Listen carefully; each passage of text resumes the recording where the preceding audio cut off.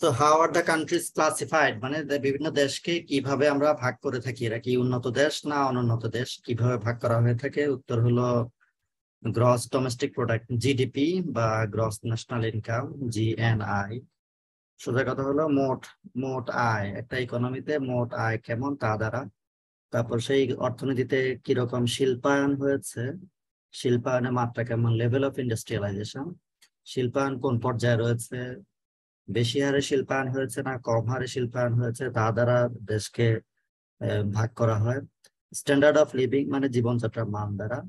Amount of technological infrastructure, মানে অবকাঠামোগত অবকাঠামোগত অবস্থা, অ্যামাউন্ট অফ টেকনোলজিক্যাল ইনফ্রাস্ট্রাকচার, প্রযুক্তিগত অবকাঠামো কেমন, প্রযুক্তিগত অবকাঠামো কোন অবস্থা আছে, এসব দ্বারা একটা দেশকে আমরা কোন পর্যায়ে আছে, কোন অবস্থা আছে, উন্নত না অনুন্নত, তা নির্ধারণ করে থাকি। উন্নত দেশকে ইন্ডাস্ট্রিয়ালাইজড কান্ট্রি বলে, বা শিল্পোন্নত দেশও বলা হয়ে থাকে। সেখানে কি থাকে, mature and sophisticated economy, mature and sophisticated economy. Mature মানে ম্যাচিউরিটি। ওকে, তোমরা বুঝতে পারো, খুব সহজ বাংলা, হয়তো তাৎক্ষণিকভাবে ভালো বাংলাটা মনে আসছে। Mature, matured economy, sophisticated economy, usually measured by gross domestic product and average income per resident. Total একটা ইকোনমির টোটাল ইনকাম কত, তারপরে এবং মাথা পিছু ইনকাম কত, এসব দ্বারা একটা ইকোনমি কতটুকু ম্যাচুরিটিতে আছে এবং কতটা সফিস্টিকেটেড সেটা বোঝা যায়। যেসব উন্নত দেশ তাদের অ্যাডভান্স টেকনোলজি, ইনফ্রাস্ট্রাকচার এসব আছে, এবং diverse industrial service sectors, industrial and service sectors, শিল্প শিল্প এবং সেবা খাত, এগুলো বহুমুখী, অর্থাৎ বেসটা অনেক বেশি বড়। অ্যান্ড আন্ডার ডেভেলপড কান্ট্রি, অনুন্নত দেশ কোনটা? আন্ডার ডেভেলপড এই শব্দটা বলা হয়ে থাকে না আজকাল। একটা ফোন জরুরি, ফোনটা আমি একটু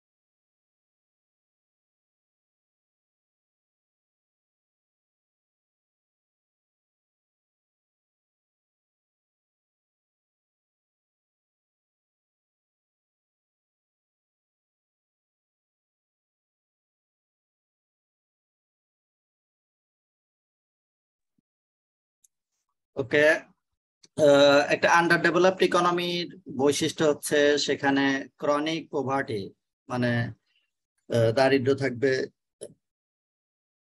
বরাবর দারিদ্র বিরাজ করবে, ইকোনমিক ডেভেলপমেন্ট কম অন্য দেশের তুলনায়। তবে আন্ডার ডেভেলপড এই শব্দটা আজকাল আর ব্যবহার করা হয় না, এটাকে আনঅফিসিয়াল টার্ম হিসেবে বর্জন করা হয়েছে। বরং এটাকে কি বলা হয়ে থাকে, least developed countries. Under developed না বলে লিস্ট ডেভেলপড কান্ট্রিজ বলা হয়ে থাকে। ইউনাইটেড নেশনস এটা ঠিক করেছে, যেখানে 46 কান্ট্রিকে লিস্ট ডেভেলপড কান্ট্রি হিসাবে আখ্যা দেওয়া হয়েছে। সেই কান্ট্রির তালিকাটা এখানে একটা লিঙ্ক দেখছো, সেই লিঙ্কে পাবে। যেহেতু আমি এটা আপলোড করব, তোমরা লিঙ্ক এটা ক্লিক করলে এই তালিকাটা পেয়ে যাবে কোন সমস্ত দেশ। তাই বলে আমি তোমাকে পরীক্ষার খাতায় 46 আন্ডার ডেভেলপড বা লিস্ট ডেভেলপড কান্ট্রিজ এর নাম লিখতে দিব না, এটা তোমাদের জ্ঞান অর্জনের জন্য তোমরা পড়বা। এরকম দেশের নাম মুখস্থ করা এই বয়সে দরকার নেই, বাট জানা ভালো। আন্ডার ডেভেলপড কান্ট্রি গুলোকে কি বলবো আমরা, এলআইসি। এলআইসি মানে লো ইনকাম কান্ট্রিজ, স্বল্পোন্নত দেশ। এখন একটা দেশ কি স্বল্পোন্নত, তারপরে নাকি উন্নয়নশীল নাকি উন্নত, সেগুলো বোঝার জন্য মূল যে নির্ধারকটা সেটার নাম হলো হিউম্যান ডেভেলপড ইন্ডেক্স, HDI, মানব উন্নয়ন সূচক। একটা দেশের মানব উন্নয়ন সূচক কত, তার দ্বারা ওই দেশটা কতটুকু উন্নত কিংবা কতটুকু অনুন্নত তা আমরা বুঝতে পারি।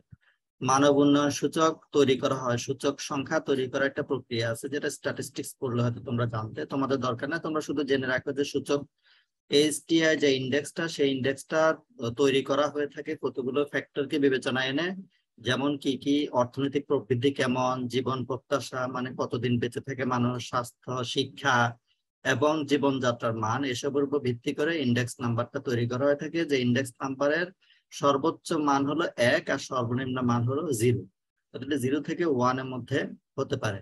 আর যার স্কোর যত 1 এর কাছাকাছি HDI ইন্ডেক্স, ততই ওই দেশটা তত বেশি উন্নত। এবং যদি এ কান্ট্রি দ্যাট স্কোরস, যার স্কোরটা 0.8 এর নিচে, সেগুলো হলো ডেভেলপিং কান্ট্রি।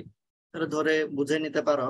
আর একেবারে লিস্ট ডেভেলপ কান্ট্রি কোনগুলো, যেগুলো 0 থেকে কাছাকাছি 0.1, 0.2, 0.3, 0.25, 0.4 এরকম যেসব, সেগুলোকে আমরা বলতে পারি লো ইনকাম কান্ট্রিজ। 0.8 এর নিচে হলে ডেভেলপিং কান্ট্রিজ, আর 0.8 এর উপরে হলে ডেভেলপড কান্ট্রি। তোমরা আমাকে শুনছো তা আমি প্রমাণ করার জন্য একটা প্রশ্ন করলাম।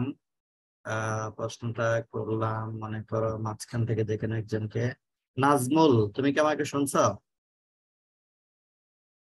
20104045। ওয়াসিমুল কবির 4041। আমাকে শুনছো? জি স্যার, শুনতে পাচ্ছি। বলছে কি একটা দেশ ডেভেলপিং, ডেভেলপড নাকি লিস্ট ডেভেলপড কান্ট্রি তা দেখার জন্য HDI বা হিউম্যান ডেভেলপমেন্ট ইন্ডেক্স ব্যবহার করা হয়ে থাকে। ওয়াসিমুল বারি, বলতো HDI ইন্ডেক্স এর মান কত থেকে কত এর মধ্যে হতে পারে? স্যার 1.0 থেকে 0.80।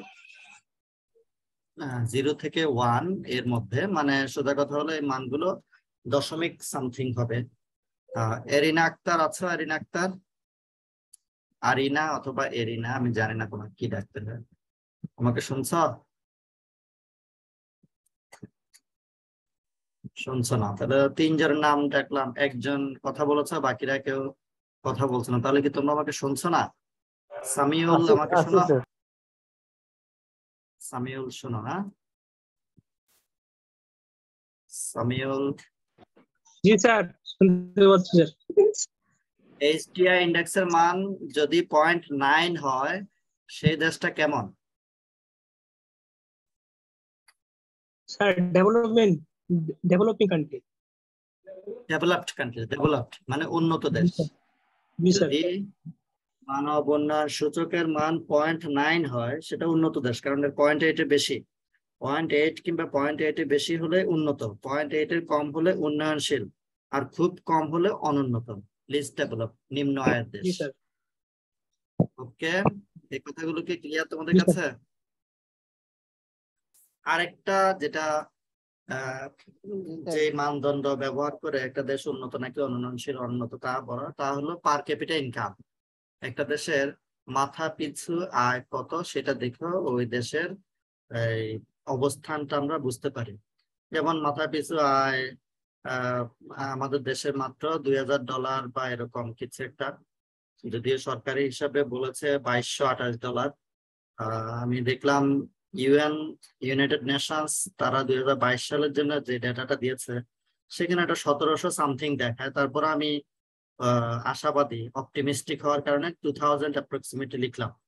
তো যদি $2000 পার ক্যাপিটা ইনকাম হয় তাহলে সে দেশটার অবস্থান নিম্ন আয়ের দেশের মধ্যেই পড়ে আছি আমরা এখনো।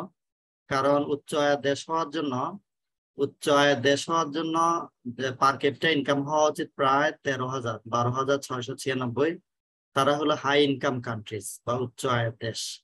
তাহলে আমরা আছি $2000। তাহলে নিশ্চয়ই 12 আর 2 এর মাঝে বিশাল ব্যবধান। যদিও বলা হচ্ছে আমরা নিম্ন আয়ের দেশ থেকে এই ডেভেলপিং মানে উন্নয়নশীল দেশে রূপান্তরিত হওয়ার কথা 2026 সালের মধ্যে। আমরা গ্রাজুয়েশন লাভ করব 2026 সালে, এটাই বলা হচ্ছে। তো হোপ ফর দ্য বেস্ট, দেখা যাক কি হয়। 2022 সালে একটা ডেটা দেখা যায় 80 অফ দা 217টা কান্ট্রির মধ্যে 80টা কান্ট্রিকে হাই ইনকাম কান্ট্রি হিসেবে চিহ্নিত করা হয়েছে। বাকিগুলো ডেভেলপিং কান্ট্রি বা least developed country, under developed countries. Developing country মূলত ওই দেশে যা আছে সেটাই তাকে বুঝিয়ে দেয় যে সে একটা ডেভেলপিং কান্ট্রি কিংবা অনুন্নত দেশ, উন্নয়নশীল দেশ। ডেভেলপিং মানে হলো উন্নয়নশীল, উন্নয়ন দিকে যাচ্ছে। সোজা কথা হলো যারা অনুন্নত তাদেরকেই একটু সম্মান দেখিয়ে ডেভেলপিং কান্ট্রি হিসেবে বলা হয়ে থাকে।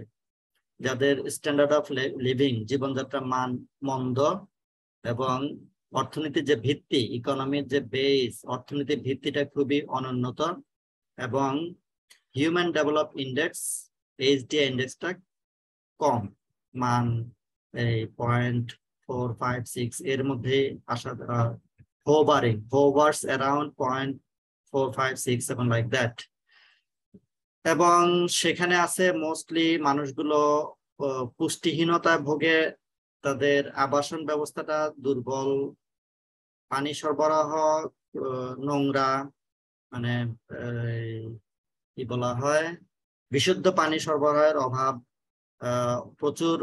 প্রচুর বেকার মানুষ আছে এবং জন্মহার খুব বেশি, মৃত্যু হারও খুব বেশি, তারপরে শিক্ষিতের হারও কম। এই হলো আন্ডার ডেভেলপমেন্ট ইকোনমির কতগুলো বৈশিষ্ট্য। ক্যারেক্টারাইজড বাই কতগুলো চিহ্নিত করা হয়েছে মানদণ্ড। পার ক্যাপিটা, মাথা পিছু আয় কম, ব্যাপক দারিদ্র এবং হিউজ নিরক্ষরতা, প্রচুর নিরক্ষরতা, মানুষের জীবন প্রত্যাশা কম, মানে কম দিন বাঁচে, রিসোর্স সঠিকভাবে ইউটিলাইজেশন হয় না, এগুলো। The state in underdeveloped economy fails to provide acceptable levels of living to জনসংখ্যার একটা বিশাল অংশকে ভালো একটি জীবন যাত্রা নিশ্চিত করতে পারে না এই সমস্ত দেশ, যার ফলে মানুষজন খুব মাইজারি এন্ড ম্যাটেরিয়াল ডেপ্রাইভেশন, বঞ্চিত হয়। স্বাভাবিক যেসব মানবাধিকার সেগুলো থেকে বঞ্চিত থাকে। মানবাধিকার না, এটা কি অধিকার, জীবন মৌলিক অধিকার থেকে বঞ্চিত হয়। আন্ডার ডেভেলপড ইকোনমি একেবারে যে সুনির্দিষ্ট ঠিক এত টাকা আয় হলে এটা আন্ডার ডেভেলপড আর এত টাকা আয় হলে এটা ডেভেলপিং, এক্স্যাক্টলি এত টাকা আয় হলে ডেভেলপড ইকোনমি, এরকম করে একেবারে কাটা কোনো ডিফারেন্সিয়েট করা সম্ভব হয়। কারণ এমন একটা দেশের মধ্যে আন্ডার ডেভেলপড ইকোনমির অনুন্নত অর্থনীতির যত সমস্ত বৈশিষ্ট্য থাকা দরকার সবগুলো না থাকলেও কয়েকটা থাকলেও সে আন্ডার ডেভেলপড, কারণ সেগুলো যদি খুব চরম হয়। সেজন্য এই কথাটা বলা হয়েছে, it is difficult to find an under developed economy representing all the represented characteristics. একটা আন্ডার ডেভেলপড ইকোনমির যত সমস্ত বৈশিষ্ট্য আছে সবগুলোই যে থাকতে হবে বিষয়টা এরকম না। বরং কিভাবে আমরা বুঝতে পারি, অধিকাংশ ক্ষেত্রেই মানুষগুলো গরিব থাকে, দরিদ্র থাকে এবং তাদের diverse physical and human resources, socio political conditions and culture, most of them তাদের diverse physical and human resource বহু ধরনের হিউম্যান রিসোর্স আছে। বহু ধরনের হিউম্যান রিসোর্স বলতে শিক্ষিত, অর্ধশিক্ষিত, আধা শিক্ষিত কিংবা অশিক্ষিত এসব কথা বোঝানো হয়েছে। সামাজিক এবং রাজনৈতিক অবস্থা, তারপরে সংস্কৃতি, সেসবের কারণেও একটা দেশ উন্নত থেকে যায়। Common characteristics displayed by most of the underdeveloped country in the world, সেগুলো যা লো পার ক্যাপিটা ইনকাম বলা হয়েছে, slow growth rate of per capita income, per capita income বাড়ে কিন্তু বাড়ার হারটা খুব কম থাকে, সেসব দেশ অনুন্নত। ইকোনমিক ইনইকুয়ালিটিস মানে হলো অর্থনৈতিক অসমতা, ব্যাপক অসমতা। অসমতা হওয়ার তাৎপর্য কি, মানে ধনী এবং দরিদ্রের মধ্যে বৈষম্য অনেক বেশি। সমাজের অল্প সংখ্যক মানুষের হাতে অধিকাংশ সম্পদ, আয়, সেগুলো কুক্ষিগত করে রাখে। তার মানে অধিকাংশ মানুষের হাতে, অধিক সংখ্যক মানুষের কাছে আয়ের পরিমাণ সামান্য বা সম্পদের পরিমাণ সামান্য, পক্ষান্তরে অল্প সংখ্যক মানুষের কাছে প্রচুর পরিমাণ সম্পদ। এটি হলো inequality. Low level of living এর বাংলা কি, সেটা হলো দুর্বল জীবনযাত্রা, জীবনযাত্রার মান। লো rate of capital formation, capital মূলত গঠন হয় কিভাবে, সঞ্চয় থেকে ক্যাপিটাল হবে, তাই না? তুমি যদি সঞ্চয় স্যার করতে একটা পারো, প্রশ্ন ছিল স্যার। বলো।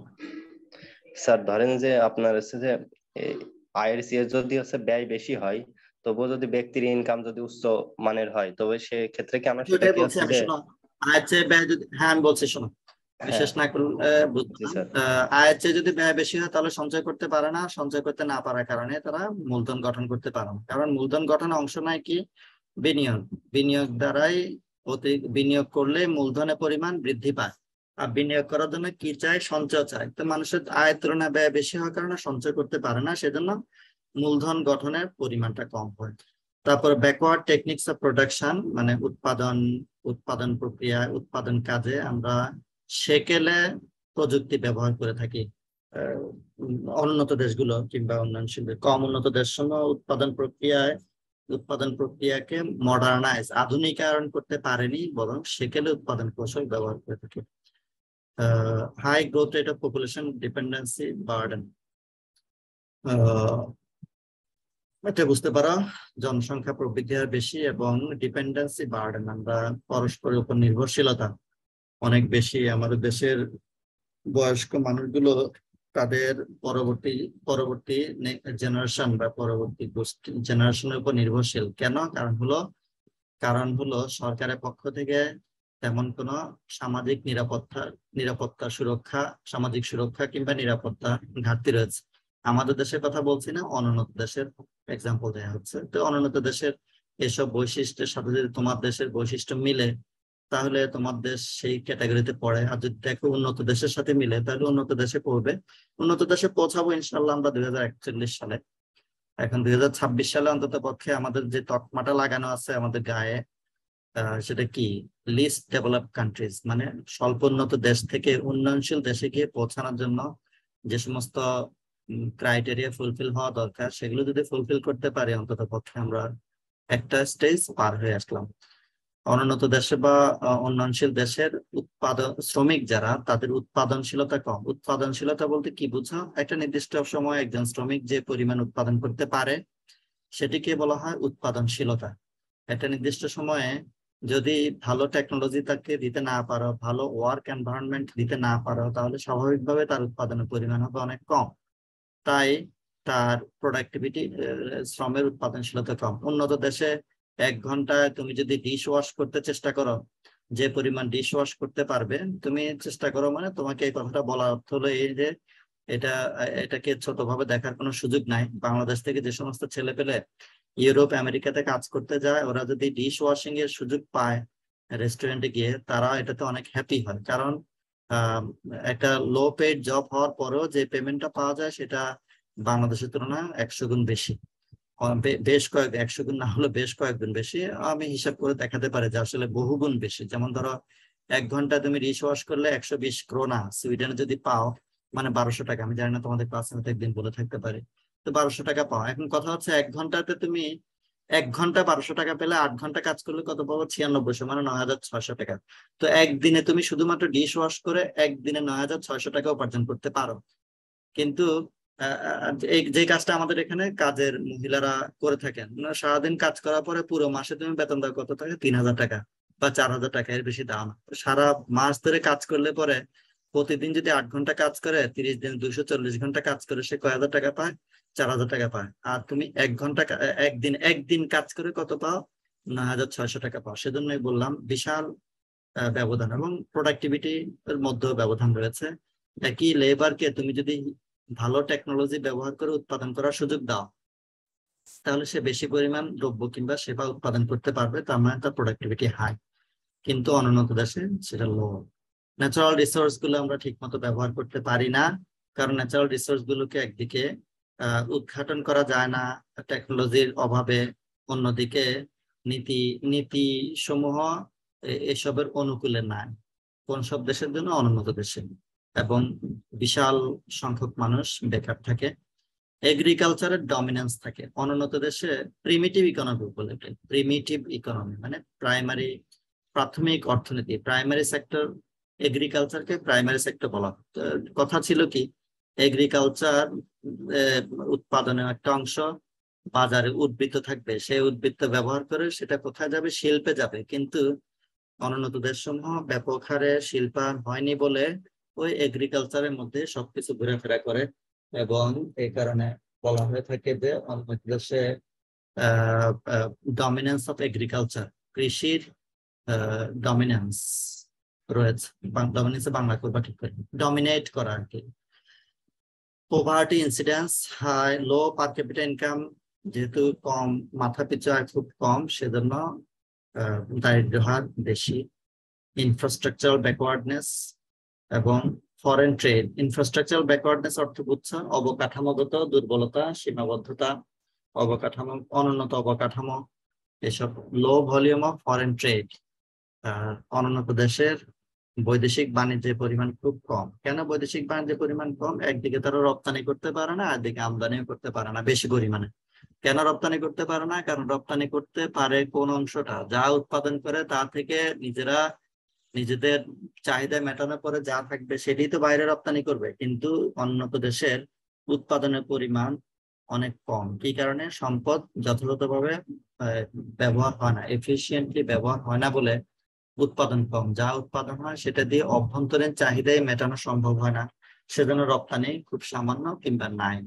একইভাবে কেন আমদানি করতে পারি না? আমদানি করার জন্য আমাদের বৈদেশিক মুদ্রা দরকার হয়, যেহেতু বৈদেশিক মুদ্রা উপার্জন করতে পারে কম কারা? অনুন্নত দেশসমূহ, সেজন্য তেমন একটা আমদানিও করতে পারে না। একটা দেশের আয় যত বেশি হবে আমদানির পরিমাণ তত বেশি হবে, কারণ আমার দেশের মানুষের আয় বেশি হলে কেবলমাত্র তারা বহির্দেশীয় বিদেশি দ্রব্য কিংবা সেবা ভোগ করার জন্য সুযোগ পাবে, তাই আমদানির চাহিদা সৃষ্টি হবে। কিন্তু যদি দেশের আয় কম হয় তাহলে মানুষের পক্ষে আমদানি করা সম্ভব না, তাহলে ফরেন ট্রেড মানে এক্সপোর্ট ইম্পোর্ট সবই কম।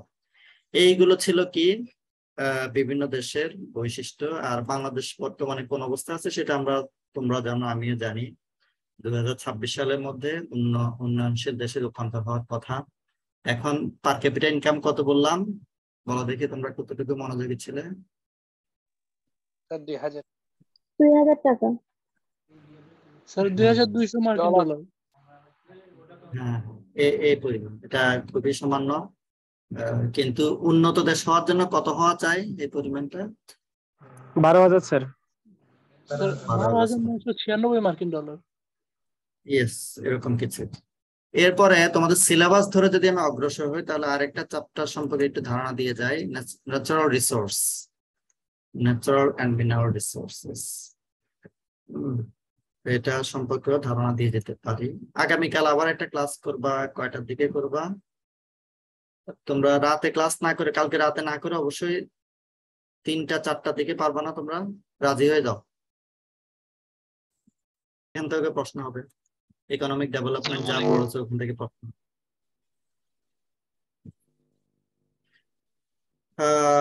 18 সেঞ্চুরি, 18 শতাব্দী, তাই না?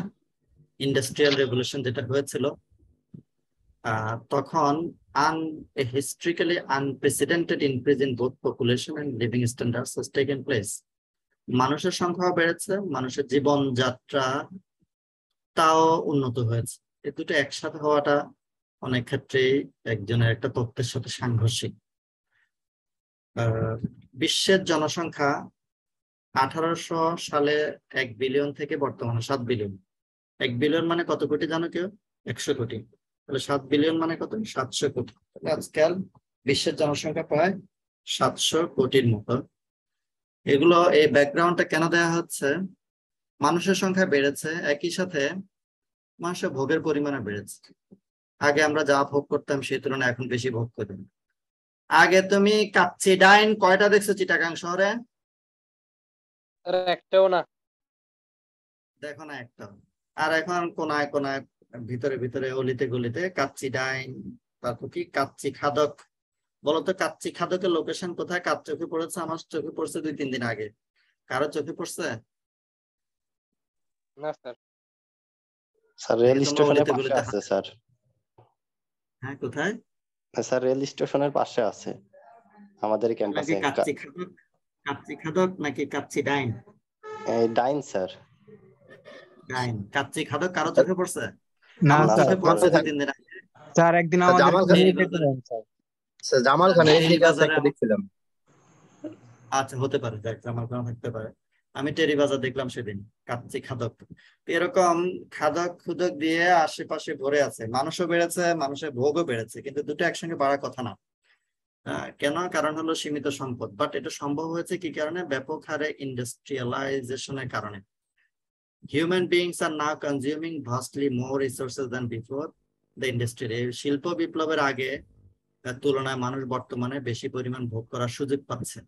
সেটা সর্বমোট ভোগের পরিমাণ যেমন করে বেশি, পার ক্যাপিটা ভোগের পরিমাণও বেশি।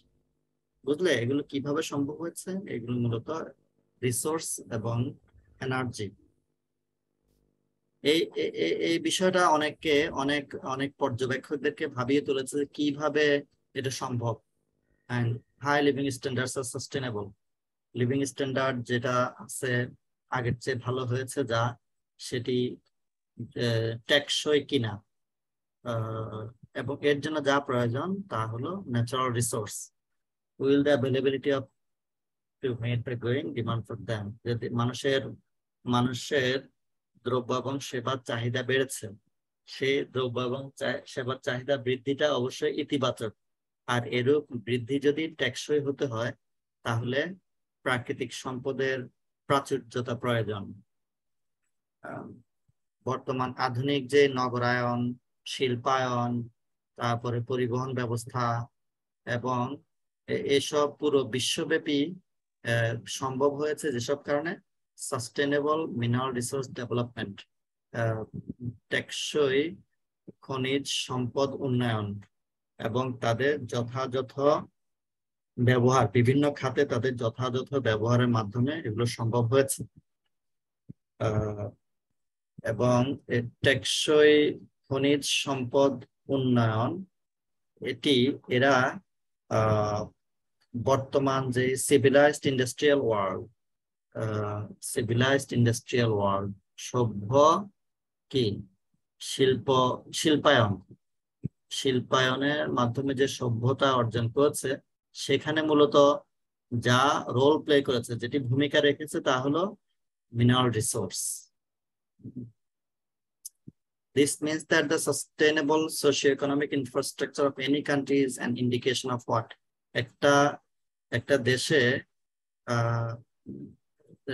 টেকসই আর্থসামাজিক অবকাঠামো আছে, তার ইন্ডিকেশন কি? তার লক্ষণ কি?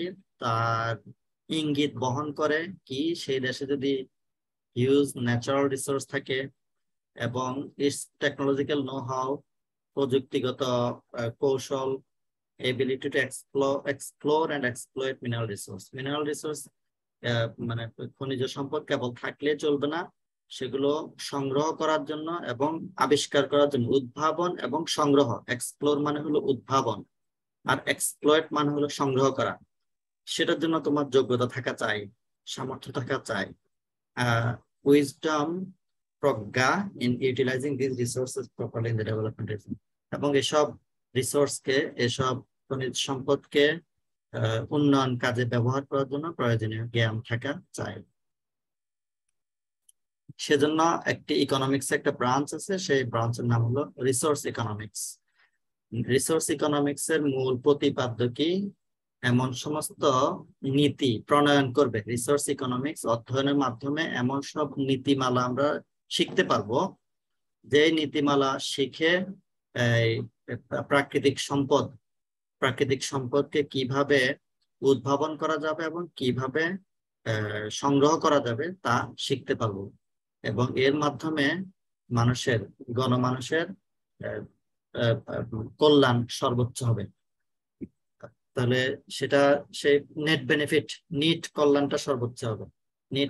নিট কল্যাণ কিভাবে পরিমাপ করা হয়ে থাকে? সেটা হলো তুমি এই প্রাকৃতিক সম্পদ যা, সেই সম্পদ উত্তোলনের জন্য এবং উদ্ভাবনের জন্য খরচ আছে, আর সেই সম্পদ ব্যবহার দ্বারা জনগণের উন্নতি আছে। এই খরচ এবং প্রাপ্ত এই দুইয়ের মাঝে যে ব্যবধান, সেটি হলো net benefit. Okay, so a project's net benefit is equal to the money value of the gains or losses to be made. তাহলে এই স্লাইডে একটা গুরুত্বপূর্ণ ইনফরমেশন আছে। রিসোর্স ইকোনমিক্স বা বাংলা অর্থ কি সম্পদ অর্থনীতি কি নিয়ে আলোচনা করে থাকে? উত্তর হলো সম্পদ অর্থনীতি এমন সব নীতি সমূহ নিয়ে আলোচনা করে থাকে, যে নীতি ব্যবহার করে বা যে নীতি অধ্যয়ন দ্বারা প্রাকৃতিক সম্পদ উদ্ভাবন এবং প্রাকৃতিক সম্পদের অস্তিত্ব উদ্ভাবন এবং প্রাকৃতিক সম্পদ সংগ্রহ এসব দক্ষভাবে আমরা করতে পারবো। অর্থনীতির যে ব্রাঞ্চ পড়ে সেটি হলো রিসোর্স ইকোনমিক্স। এবং এটার উদ্দেশ্য কি? উদ্দেশ্য হলো সমাজের নিট লাভ, নিট সুবিধাটা সর্বোচ্চ করা। নিট সুবিধা কিভাবে পাওয়া যাবে? দুইটা পার্থক্য কি? একটা হলো প্রাকৃতিক সম্পদ ব্যবহারের মাধ্যমে যে সুবিধা অর্জন হয় সেটা হলো মোট সুবিধা। আবার প্রাকৃতিক সম্পদ উদ্ভাবন এবং প্রাকৃতিক সম্পদ উত্তোলন, এটার জন্য যে খরচ সেটি হলো খরচ। এই সুবিধা এবং খরচ এই দুইয়ের মানিটারি ভ্যালু, সুবিধা কতটুকু তার আর্থিক মূল্য এবং খরচ কতটুকু তার আর্থিক মূল্য, এই দুইয়ের মাঝে যে ব্যবধান সেটা হলো নিট সুবিধা। নিট সুবিধাটা সর্বোচ্চ করার জন্য রিসোর্স ইকোনমিক্স আমাদেরকে শিক্ষাদান করে থাকে।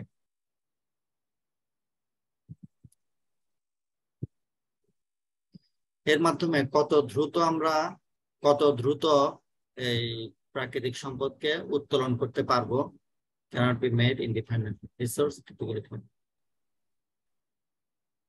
প্রাকৃতিক সম্পদ সম্পর্কিত একটি তথ্য হলো, যদি আজকে সেটা বেশি করে ভোগ করে ফেলা হয় তাহলে ফিউচারের জন্য হয়তো কমে যাবে।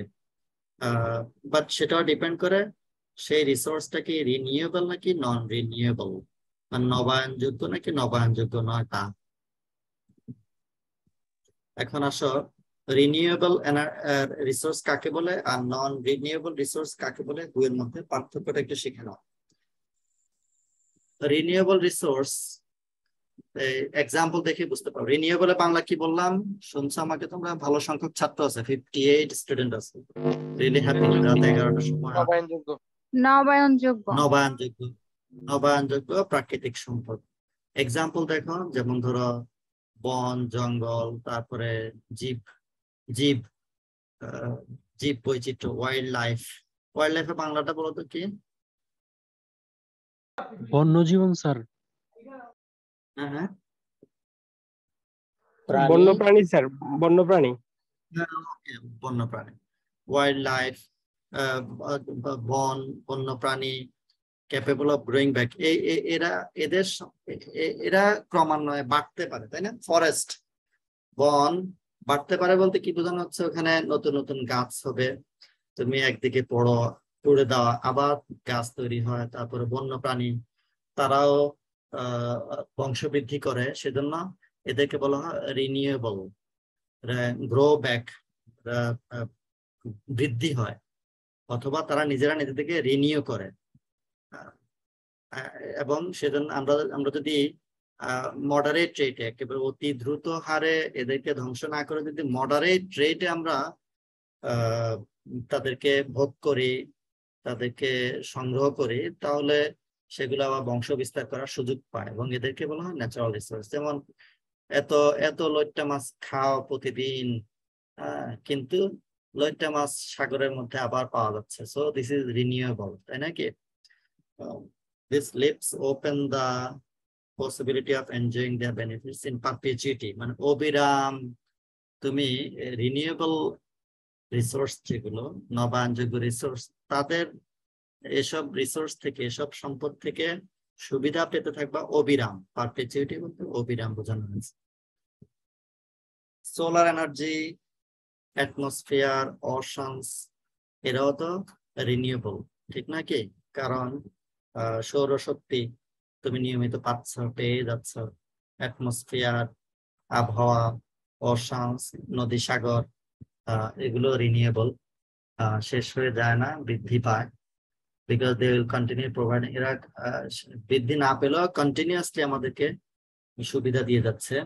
আমরা কি করছি না করছি সেটা নির্বিশেষে তারা আমাদেরকে সুবিধা দিয়ে যাচ্ছে। কি করছি না করছি বলতে আমরা কি ঠিক মতো তাদের ব্যবহার করছি নাকি অদক্ষভাবে ব্যবহার করছি, যাই করি না কেন তারা আমাদেরকে সুবিধা দিয়ে যাচ্ছে।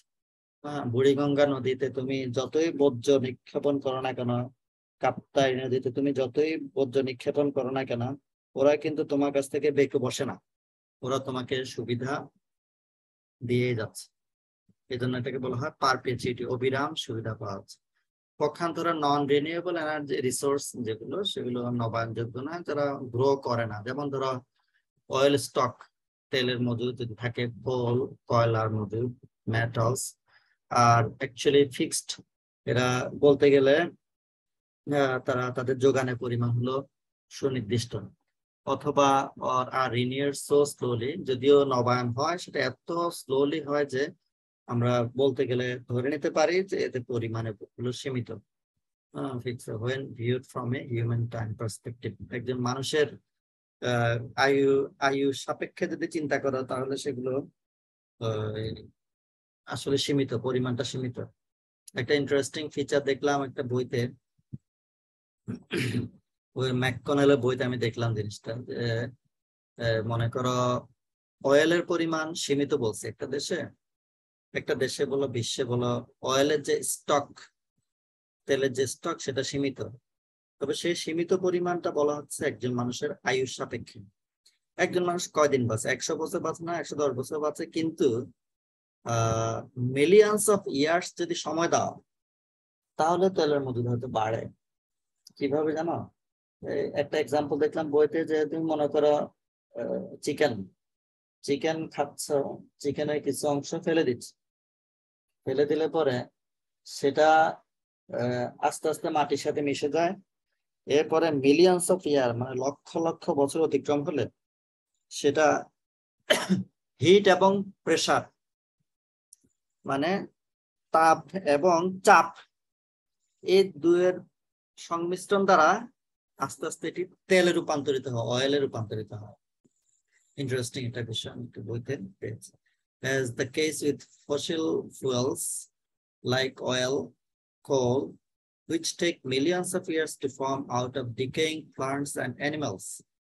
অর্থ কি, সকল অর্থনীতিতে, বনে জঙ্গলে সব জায়গায় প্লান্ট, কিছু কিছু প্লান্ট ক্ষয় হয়ে যাচ্ছে, মানে গাছপালা নষ্ট হচ্ছে, কিন্তু এবং অনেক অ্যানিমালস বিলুপ্ত হচ্ছে, অনেক অ্যানিমালস মারা যাচ্ছে, বিলুপ্ত হয়ে যাচ্ছে, কিন্তু সেগুলো যদি তাদেরকে মিলিয়ন্স অফ ইয়ার্স সময় দাও, 1 মিলিয়ন মাত্র 10 লক্ষ, লক্ষ লক্ষ কোটি কোটি বছর যদি সময় দাও, তাহলে এই সমস্ত ডিকেইং প্লান্টস এবং অ্যানিমালস, বিলুপ্ত প্রাণী যেগুলো মাটির সাথে মিশে যাচ্ছে, মরে যাচ্ছে, কিংবা আমরা বর্জ্য হিসাবে নিক্ষেপ করছি, তারপরে যেসব গাছ নষ্ট হচ্ছে, সেগুলো মিলিয়ন্স অফ ইয়ার্স পরে ফুয়েলে রূপান্তরিত হয়, তারপর কোলে রূপান্তরিত, মানে কয়লা রূপান্তরিত হয়, এই কথাই বলা হচ্ছে। কিন্তু একজন মানুষের আয়ু সাপেক্ষে যদি বলি তাহলে সেটা সম্ভব না, একজন মানুষ লক্ষ বছর বেঁচে থাকবে, এটাই বোঝানো হচ্ছে। কাজে কাজে এই অর্থে এরা হলো কি নন রিনিউয়েবল, মানে অনবায়নযোগ্য রিসোর্স।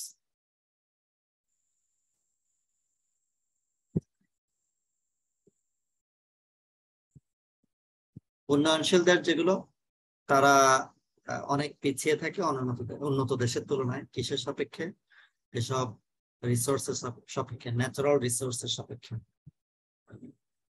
ন্যাচারাল প্রাকৃতিক সম্পদ কম হলে পরে ওই দেশের উন্নয়ন কম ঘটে। বাংলাদেশ একটা ছোট দেশ, এটাতে কিছু কিছু মিনারেল রিসোর্স আছে, যেমন ধরো গ্যাস, তারপর তেল, হার্ড রক, লাইমস্টোন। লাইমস্টোনে বাংলা জানো? চুনা পাথর, তাই না? হোয়াইট ক্লে, সাদা কি জানি এটা বলেন, ক্লে। ক্লে মানে তো কাদামাটি। Glass, glass sand, mineral sand, খনিজ বালি, এই জাতীয় কিছু খনিজ সম্পদ আছে। এবং বর্তমানে বাংলাদেশের মধ্যে যে খনিজ সম্পদটি সবচেয়ে বেশি কার্যকরীভাবে আমাদেরকে অর্থনীতির উন্নয়নে সহযোগিতা করে যাচ্ছে তা হলো ন্যাচারাল গ্যাস, প্রাকৃতিক গ্যাস। 90% অফ দ্য এনার্জি, দেশের শতকরা 90% এনার্জি সেগুলো গ্যাস দ্বারা আমরা মেটাচ্ছি, যেটার পরিমাণ, টোটাল রিজার্ভের পরিমাণ হলো 21.35 ট্রিলিয়ন কিউবিক ফিট TCF। গ্যাসের পরিমাণ 21.35 trillion cubic feet and 12.43 TCF respectively. কি সেগুলো? Gas made by gas, total reserves of which are 90% of the country's energy needs are made by gas. এবং সে পরিমাণগুলো এখানে উল্লেখ করা আছে। আর কি আছে? Huge reserves of hard rock, শক্ত শিলা, কঠিন শিলা, সেটিও একটি খনিজ সম্পদ। তারপর কয়লা ইন নর্থ ওয়েস্ট বাংলাদেশ, এবং সেটাই নিয়ার ফিউচারে to meet the growing demand for construction materials, energy for the ever growing population. অদূর ভবিষ্যতে এসব দ্বারা কনস্ট্রাকশন মেটেরিয়ালস মানে নির্মাণ শিল্পের জন্য প্রয়োজনীয় যেসব সামগ্রী সেগুলো উৎপাদন করতে সম্ভব, এবং তার পরিমাণ 1753 মিলিয়ন টন, যার মার্কেট ভ্যালু হলো 110 বিলিয়ন $। হার্ড রক, কঠিন শিলা, যার রিজার্ভের পরিমাণ হলো 115 মিলিয়ন টন, যার ভ্যালু প্রায় 3 বিলিয়ন $। এসব যদি আমরা পুরোপুরি উত্তোলন করতে পারি তাহলে দেশের দারিদ্র্য দূর করা সম্ভব হবে শিল্পায়নের মাধ্যমে এই সম্পদগুলো। It is expected that coal will soon be extracted on a commercial basis. আমরা আশা করছি যে কমার্শিয়াল বেসিসে মানে বাণিজ্যিক ভিত্তিতে কয়লা উত্তোলন করা শীঘ্রই শুরু হবে, যা 70 থেকে 80% পাওয়ার জেনারেশন মানে বিদ্যুৎ উৎপাদনে ব্যবহার করা যেত। কিন্তু আমরা কতগুলো বিতর্কিত বিদ্যুৎ উৎপাদন প্রক্রিয়া কিংবা প্রাইভেট সেক্টরকে দিয়ে প্রচুর পরিমাণ লস করছে, ওইদিকে মনোযোগ না দিয়ে, ন্যাচারাল রিসোর্স গুলো এক্সট্রাকশনের দিকে মনোযোগ না দিয়ে এটা করা হয়েছে, যেটা আসলে উন্নয়নের জন্য একটা প্রতিবন্ধকতা হিসেবে দেখা হচ্ছে। বাংলাদেশের যে পপুলেশন, সেই পপুলেশনের তুলনায় যে পরিমাণ খনিজ সম্পদ পাওয়া গেছে তার পরিমাণ খুবই কম। মানুষের যদি চাহিদা মেটানোর চেষ্টা করি তাহলে আরো অনেক বেশি মিনারেল রিসোর্স মানে খনিজ সম্পদ আবিষ্কার করা প্রয়োজন, এবং সেগুলো উত্তোলন করার জন্য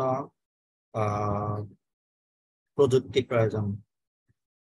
অন্যথা টেকসই উন্নয়ন করা সম্ভব হবে না।